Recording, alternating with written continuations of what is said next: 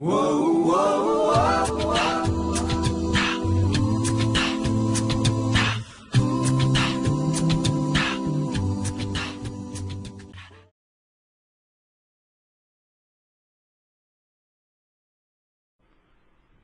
পদার্থের ক্ষুদ্রতম অংশ হল পরমাণু।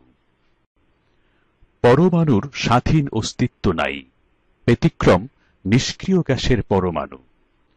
পরমাণু রাসায়নিক বিক্রিয়ায় সরাসরি অংশগ্রহণ করতে পারে।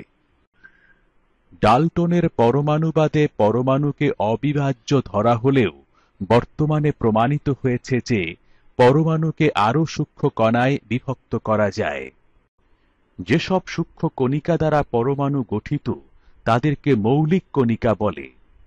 এরা হচ্ছে ইলেকট্রন, প্রোটন এবং নিউট্রন। এই তিনটি কণিকা বিভিন্ন সংখ্যায় একত্রিত হয়ে ভিন্ন ভিন্ন পরমাণু সৃষ্টি করে। পরমাণুর কেন্দ্রে থাকে নিউক্লিয়াস। এই নিউক্লিয়াসকে কেন্দ্র করে ঘুরতে থাকে ইলেকট্রন, আর নিউক্লিয়াসের মধ্যে থাকে প্রোটন ও নিউট্রন।